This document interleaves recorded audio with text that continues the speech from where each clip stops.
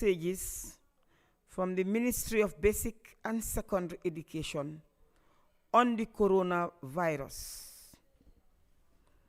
Dear parents, keep children at home at all times. Avoid sending children to shops and markets.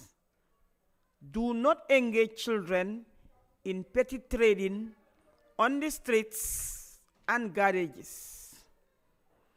Allow children to play within the confines of the home. Limit visitors into your homes. Adhere to COVID-19 health precautions and guidelines. Schools are closed, but learning continues. Dear teachers, you are encouraged to desist from all forms of group activities involving students. All school premises should remain closed and not to be used for any other purpose.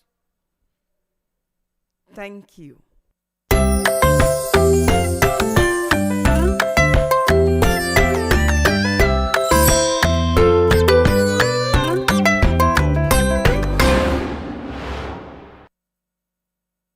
Good day, viewers. I am Masana JCC, who has come to continue with our English lessons.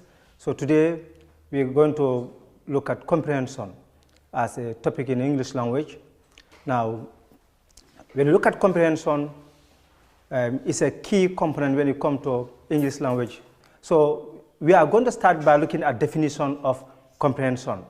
Now, comprehension comes from the base word comprehend, which means understanding. Comprehension, therefore, is the understanding of anything perceived by the senses. Comprehension in learning institutions is mainly tested through reading passages or listening to audio devices, listening comprehension.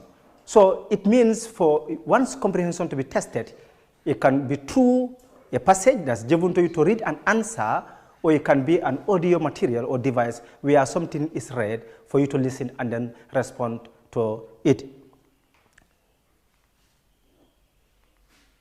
Now, note, to enhance comprehension, the learner's vocabulary and reading skills should be fully developed. That's very key. So it means when you come to comprehension, for you to tackle comprehension questions very well, it has to do more of your vocabulary and your reading skills. If you have a very poor reading skill, you are not likely going to respond very well to comprehension questions. And if your vocabulary is also very weak, then you are likely going to be in trouble to answer comprehension questions as expected. So two things are here: your vocabulary, your reading skills. All the two, both two must be at a very high level, so that by the time you read a material or you listen to whatever, you'll be able to respond as expected. Now, let's look at types of questions asked on passages. That is, types of comprehension questions asked on passages in WAS. That's West African Senior Secondary Certificate Examination. Now, the first type of question that is asked is real or actual comprehension questions. Now, real or actual comprehension questions are based on the theme or subject matter of a given passage. Let's put it this way: every passage that you do or read, it is centered around one main idea. Therefore, you must be able to identify that central idea, that's the subject matter. Is it about tourism? Is it about agriculture? Is it about sports? Is it about education, health, or whatever? So you should be able to put two and two together as to what this passage is talking about. That's very key. From there, we also have forms of real or actual comprehension questions. What are the forms? Get it? Though we say we have forms of real and actual comprehension, what are these forms? One, real or actual comprehension question can appear in the following forms. The double-edged type, it can come in the form of who, what, how, why, etc. Examples: A, why was the writer arrested? Why? 2, how did the commissioner react? You get the point? Or when you look at these 2 examples, they belong to the double H type. You get the point? Then the second set is inference or implied type. This type of question requires the reader to make a deeper judgment and an implied deduction from a given passage as required by the passage. It means you should be able to put 2 and 2 together. It means inference. You read, you should be able to read between the lines. That is, to know what is implied rather than what is actually said. Now, example, the attitude of the writer towards the ostrich. So we have double H type. Here we have who, what, how, why, etc. Now, examples, why was the writer arrested? B, how did the commissioner react? These are double H questions. Also, we have 2 inference. We call them implied type. It means you read between the lines to respond to the questions. This type of question requires the reader to make a deeper judgment and an implied deduction from a given passage as required by the passage. Examples. What was the attitude of the writer towards the ostrich? B, describe the mood of the writer. When you look at these 2, they are implied.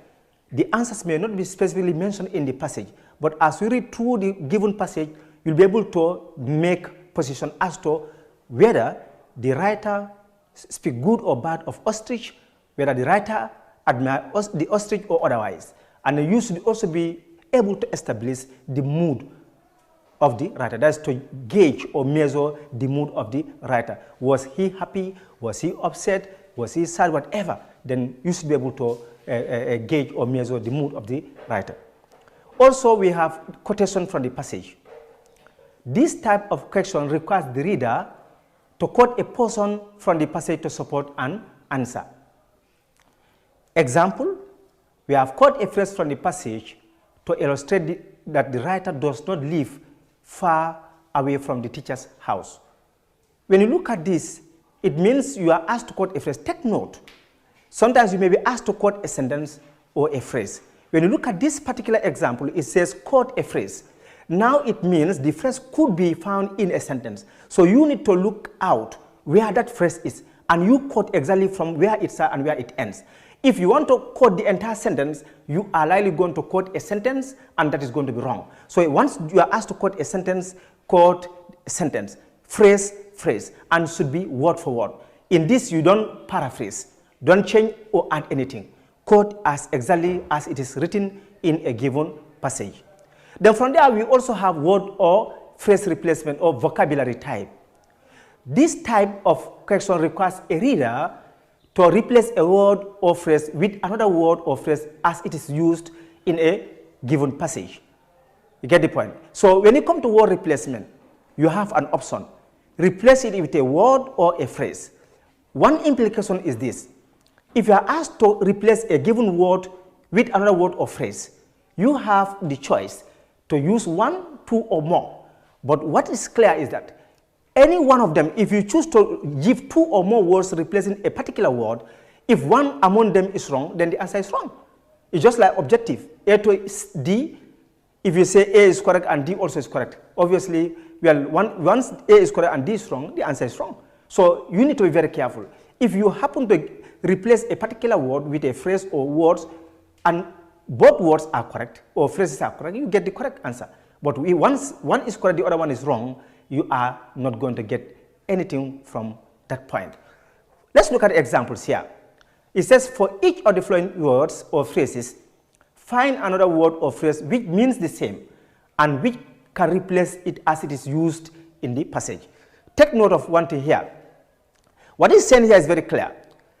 You may have a given word and you may know 2 or more words that can replace that as synonymous to that word. What the question said, the most suitable one, it must suitably replace it in the context in which it is used. And this is what we call contextual word application. So you have to look at the context in which a word is used, and then you replace it with a word or phrase that can suitably replace such words in that context. So a word or phrase could replace one word in a different context, in another it may not. So you need to take note of that. And when you look at these examples, it's a fend for, considered, engage, yearning, eventually. When you look at these examples, what you must take note of is that you need to replace them with words or phrases that will agree with them in terms of not only word class but tense.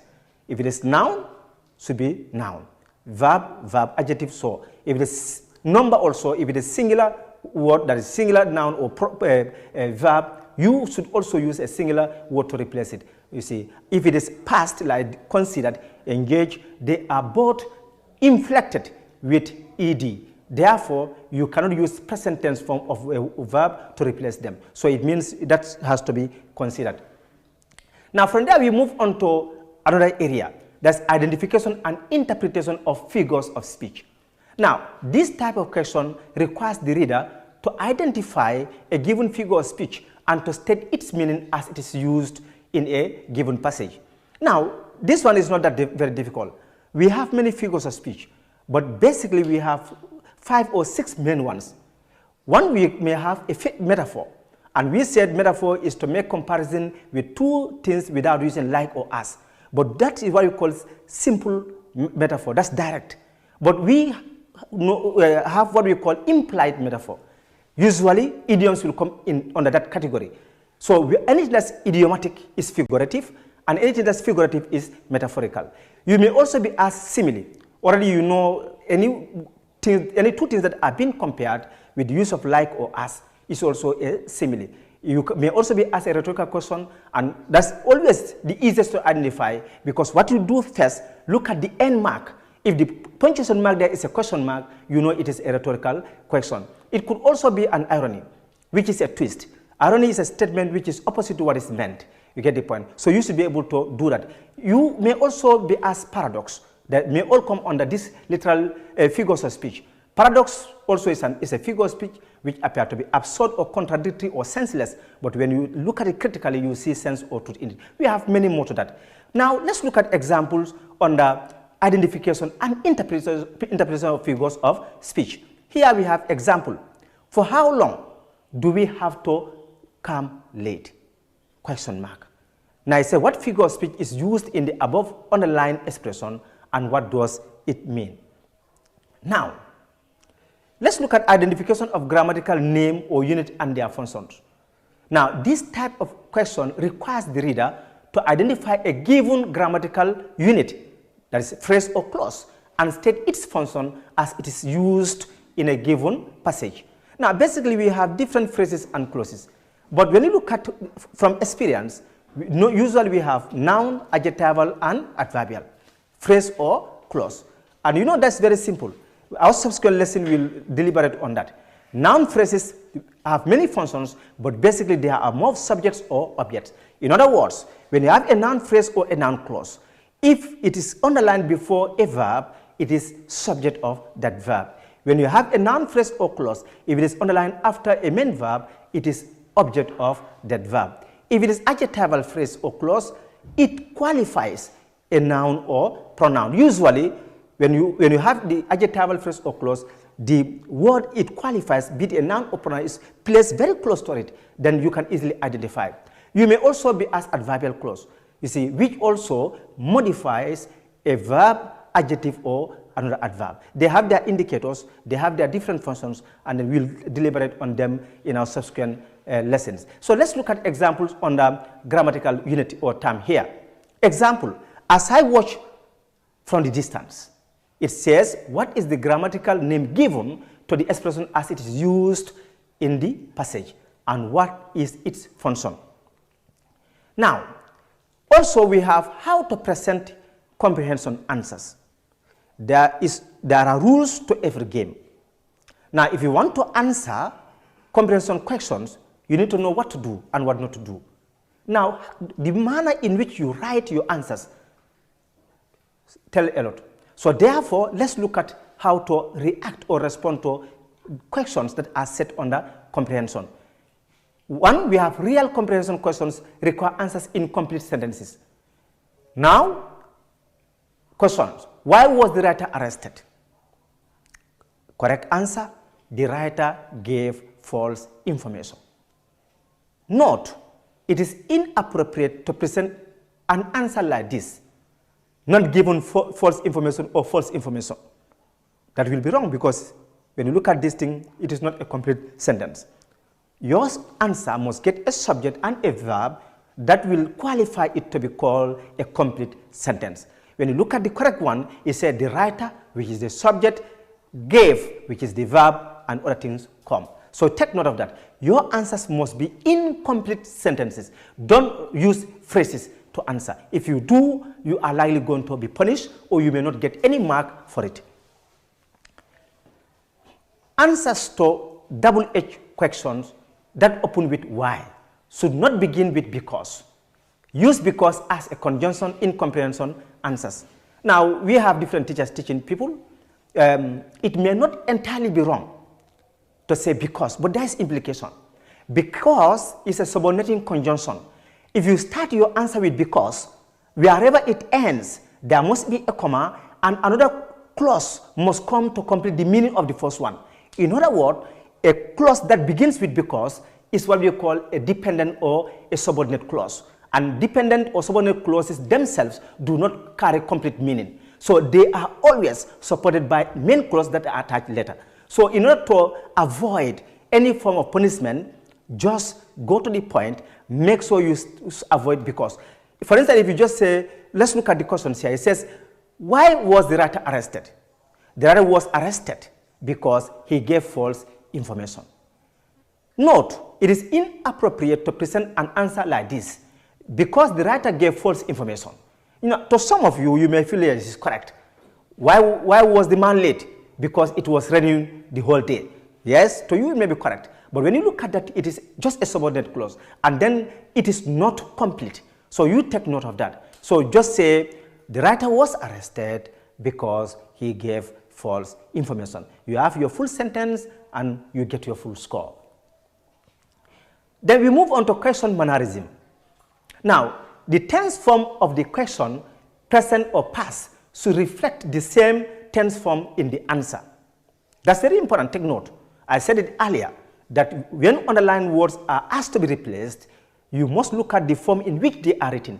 If they are present, you have to replace them with present. If they are past, you have to replace them with past. You take note of that. Now let's look at it. It says, note, if the verb form in the question is in the present tense form, the answer should be in the same present tense form. The same applies to the past tense form in the question. Example 1. How does the writer feel? Answer, the writer feels bad. When you look at the question, how does the writer feel? The verb does, which dictates the tense, is in the present. And therefore, the answer shouldn't be the writer felt, but the writer feels bad. Therefore, there's agreement between the does as part of the question and feels as part of the answer. From there, we move on to question 2. Why was the writer arrested?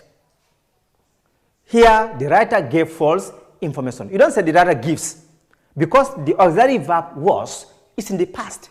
Why was the writer arrested? If it were why is, then it would have been the writer gives. But since it is why was, so you take note of that. Don't just say, okay, why is the same. No. So look at the verb and then determine whether it is present or past. Once you are able to establish that, then you'll be able to write the correct tense form, and which will attract full score for you. You take note of that. Then answers to quotation questions. Already we started looking at that. Answers to quotation questions. Answers to quotation questions should be put down exactly as presented in a given passage in inverted commas. Example, quote a phrase from the passage to illustrate that the writer does not live far away from the teacher's house. Answer, a stone's throw, in quotation. Now look at this. A stone's throw, we know, is a phrase. And this phrase, even in the real material, in the passage itself, it was not there on its own. It was part of a sentence. But now you have to lift it. You must establish where this phrase is. And now you copy word for word, verbatim. Don't change anything. So you have to lift as it is written. Don't paraphrase. Don't say, okay, I have a strong vocabulary. let me just show to the examiner or whosoever is going to mark that, well, I can play with language. No. The idea is once you are asked to quote as exactly as it is written in the passage. No more, no less. Note, as the writer lives just a stone throw from the teacher's house, when the statement doesn't appear in this form in the passage. So you take note of that. Now we move on to word or phrase replacement. We call it vocabulary type. In this section of a comprehension passage, the learner has to apply the connotative meanings of the underlined words and not their denotative meanings. Contextual meaning refers to the meaning the word has according to how it is used in a given sentence. Words may belong to the same part of speech or word class yet have different meanings to the context in which they are used. I already talked about this. When you come to word or phrase replacement, you must look at the context in which a word is used. Anything outside that is irrelevant. You have to look at this given word. It is used in this context. What does it stand for? Now think of a word or words, phrase or phrases that you feel can replace such a word in that context and make sense. Whether they have connection in the dictionary or otherwise, that's not important here. What is important is the context in which that underlined word is used, and your answer whether the two can exchange position and still convey what is expected. Then we move on to steps to consider when replacing words or phrases in comprehension passages. What are some of the steps? As I said, if you say, okay, now let me answer this passage. Words are underlined. What are some of the steps that you are expected to follow? So you take note of them. A, word class. This reflects the part of speech the underlined word is said to be as it is used in that particular sentence. The replacement should go like this: noun for a noun, verb for a verb, adjective for an adjective, adverb for an adverb, etc. So word class is key in this. You should be able to establish the word class of that underlined word. Is it a noun? Yes. Now think of another noun that can suitably replace it. If it is a verb, think of another verb that can suitably replace it. But other than that, you have a problem. If you have a noun and use an adjective to replace it, you have an adjective, you use an adverb to replace it, then you are not likely going to score much, or you may not even be rewarded at all. So be very careful. One thing is that factor in the word class or the part of speech. That's key in this. Now, steps to consider when replacing words or phrases in comprehension passages. Now, the first step you consider is the word class. You see, this reflects the part of speech the underlined word is said to be as it is used in that particular sentence. The replacement should go like this: noun for a noun, verb for a verb, adjective for an adjective, adverb for an adverb, etc. So what you must not do is this: if the underlined word is a noun, you may not use an adjective to replace it. If the underlined word is a verb, you should use a noun to replace it. So what you must factor in is which word class does this particular word belong. Once you are able to establish it, then you will not find it difficult to look for a correct answer or word or phrase that could replace it. So you take note. So one thing that you must factor in as a step to consider anytime you want to attempt underline words in a passage is the word class or part of speech of that particular word or words. Once you establish them, you should be able to look for their right or corresponding answers, and then you get everything correct. From there, another step that you need to follow is number in nouns. You see, if the word underlined is a noun, its number, whether singular or plural, should reflect in its substituted word or phrase. This means a singular noun or singular underlined word, which is a noun, should be replaced with a singular underlined noun and vice versa. Also, if the article "an" precedes a noun, its replacement should match with the underline as it is used in that sentence. What is saying here is very simple. You have to factor in number. This number is not only limited to noun, even verbs. Because when you come to number inflection, it's not unique to nouns. Nouns do take number. We know very well when nouns take SOES, they become plural. Unlike verbs. When verbs take SOES, they become singular. So therefore, in short, if a noun has S, it means it's plural. you must look for another noun that has the same and replace it. When a verb is without S, mean it is plural, you must not use a word with S to replace that. So you have to look at number. This number could be a verb, could be an adjective. So it could be a noun. Verb or noun. Is a noun singular? Yes, with S, singular. So if the noun has S, plural. If it is without S, singular. If the verb has S, singular. If it is without S, plural. So the two are opposite. So you take note of that. So use singular words to replace singular underlined words, or plural to replace plural underlined words. Then C, if the underlined word is a verb, its underlined word must also be a verb in the same tense form as the word underlined. Get the point? That's also important. Tense form. Because when you come to tense form, verbs may take D or ED to indicate past action. So once you want to replace a particular underlined word, you must factor in the tense form. Is this underlined word present? Yes or no? Once we establish that, you must now replace it with another word that also bear the same tense form. But you cannot look at an underlined word which is past with D or ED and replace it with one without D or ED if it is a regular verb. So you take note of that. So they need to agree in terms of number as well as tense form. Let's look at example here. Mariama was queried because she failed to discharge her duty properly. In this context, the word discharge is used as a verb and would mean carry out, deliver, perform, execute, etc. 2. They will likely discharge Lamin from the military for his misbehavior. Discharge here in this example is used as a verb and could mean release, sack, dismiss, fire, etc. So all these things need to be factored in.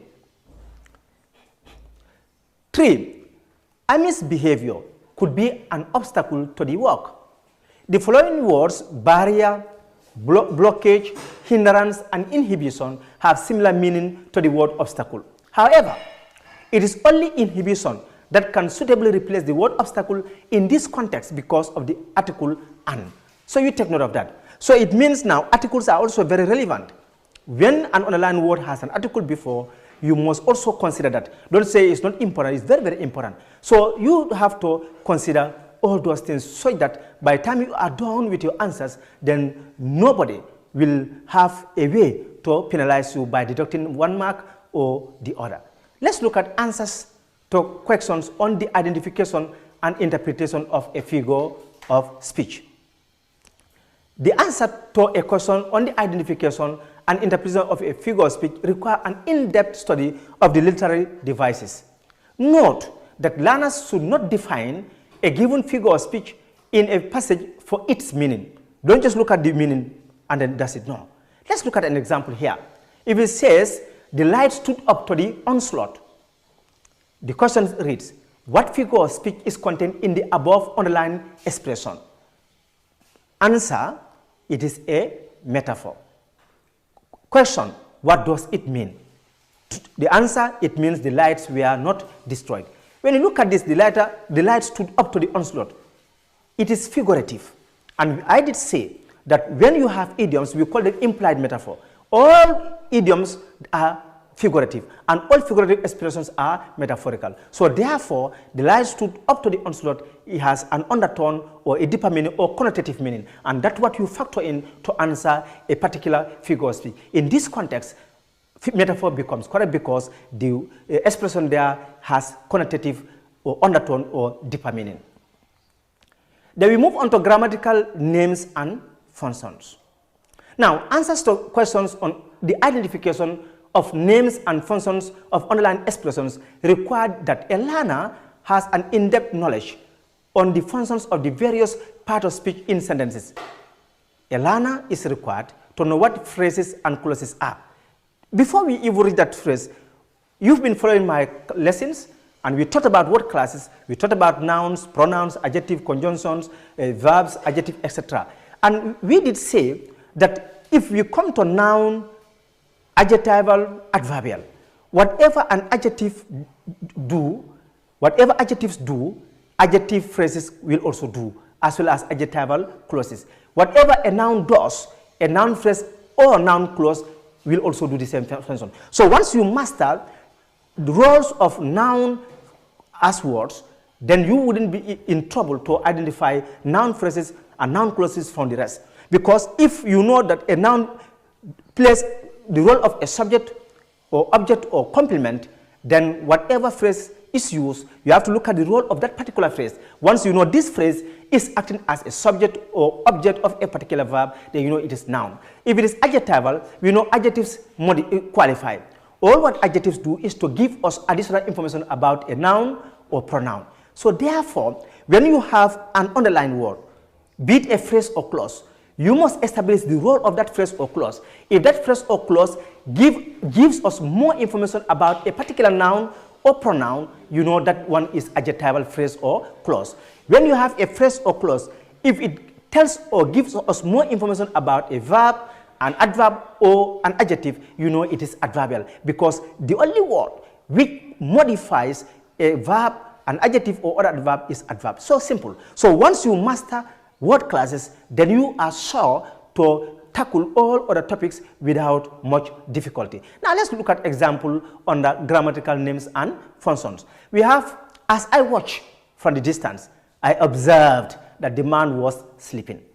Now when you look at here, the online was as I watch from the distance. Now those of you who followed my lessons, we know when you look at this, you analyze.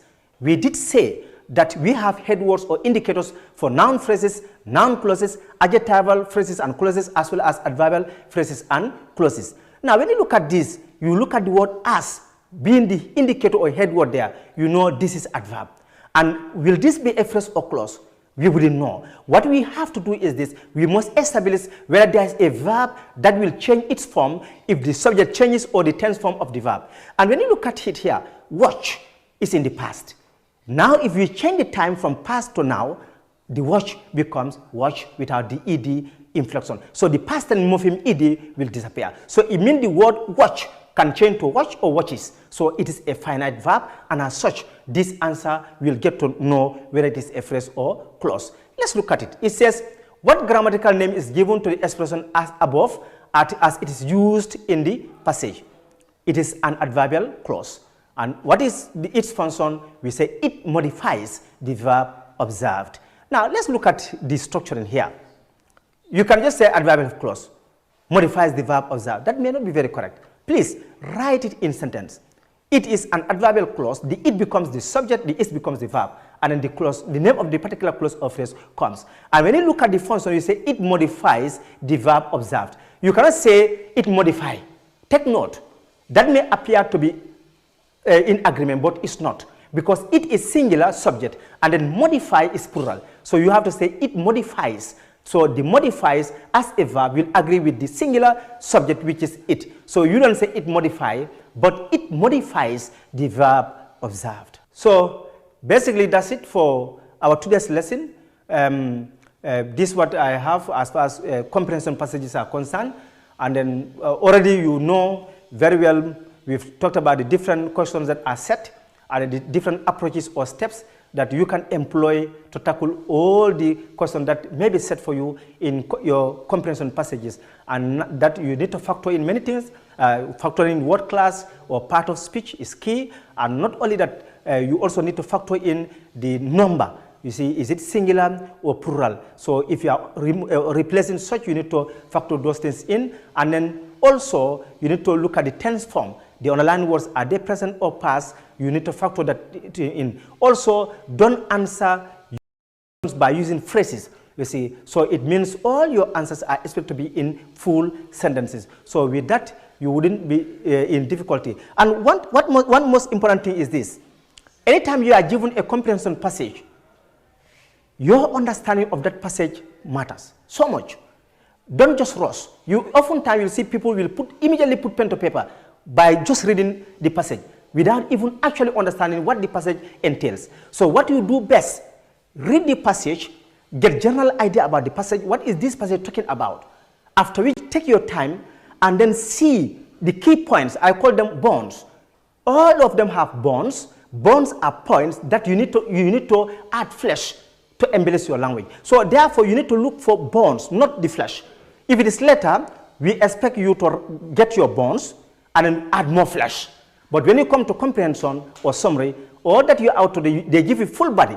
Now look at the body and then take out all the flesh, throw them away, get the bones and give them in their full structures, not in bits. If you do, then you get everything correct. So on that note, I thank you all for your kind attention, and then just a word of wisdom to students that just as usual, we all know what we are in right now. So anytime you are going out, wash your hands. If you come back, wash your hand, use hand sanitizers. Also avoid large crowds, stay at home and follow our lessons. So I think this will cater for the lost time that you are experiencing from your schools. So on that note, I thank you all. Until I come your way, next lesson, have a nice day.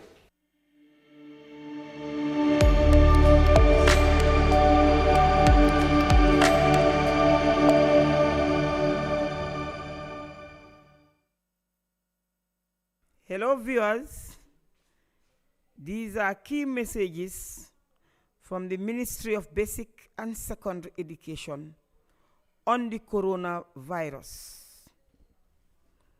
Dear parents, keep children at home at all times. Avoid sending children to shops and markets. Do not engage children in petty trading on the streets and garages. Allow children to play within the confines of the home. Limit visitors into your homes. Adhere to COVID-19 health precautions and guidelines. Schools are closed, but learning continues. Dear teachers, you are encouraged to desist from all forms of group activities involving students. All school premises should remain closed and not to be used for any other purpose. Thank you.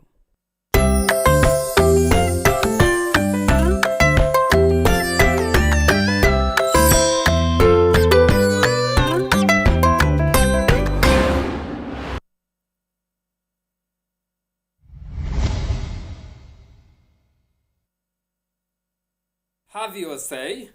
Fellow Gambians, my government has approved a $500 million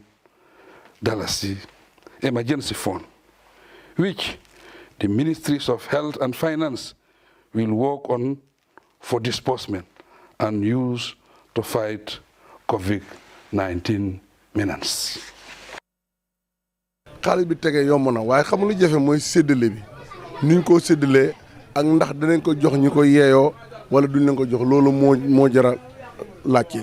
cos loo xam ne la nit yee tax ñu joxe ko te nit ñi ñoo leen fa teg te xaalis nit yi la comme xaalis population bi la wax dëgg yàlla li gënoon mooy ku nekk gis sa boppa man su ma sañoon daal ñu séddoo ko nu mu waroo buñ si def xaaj loo ñii diw nañ ko si ku nekk loo war a am nga am ko. askan bi seen dem ak dikk bu ñu wàññee mu jël ko def ko si loolu noonu participer ko si loolu noonu ba nga xam ne danañ mën a ànd ak moom si wàññi suñu dem ak suñu dikk. génne leen xaalis bi nañ ko génnee ñu def ko ñu defar suñu réew mi defar réew nag da nga koy commencé njàng mu baax nit ñi di faju feebar di faju tan feebar di faju dafa xemul kombo loolu affaire bi du kombo rek nañ génne ci àll bi yëpp ñu defar fa hôpital li war man mi nekk kombo moo war ka nekk fototo moo war ka nekk Paka Ndiogu moo war ko nekk feneen. waaye nit doo ko mën a wax mu teg këram joxuloo ko dara lu mu lekk soo ñun balaa corona dañu rey xiif moo ñoo rey. nguur bi su nekkee ne 500 millions Gambie ñaata population bi ñu ñaata lañ. 2 point or 1 point. ok 2 point boobu noonu su nekkee dañ ko war a séddale si nit ñi ku nekk ñaata la war a am.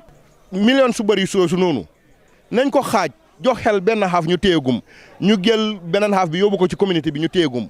silang ni nga arda ko bulu courant lu sorota ani borolu sayin pentan lu panande nyante hakilo falol fanan kanne ya foko ngata si suo kon man sala million be maburu nga bulo kono man sana la kuol bebe kuo be kala jeto hana nyil min fankana fontolen ko nga sa si so kono fotolo man tara man sa do kuol nin karo fate man tara kejo xaalis boobu dañ ko war a xaaj ñu jël xaaj bi dugal ko ci wéru yaram bi ñaareel xaaj bi dugal ko ci askan bi. Have your say.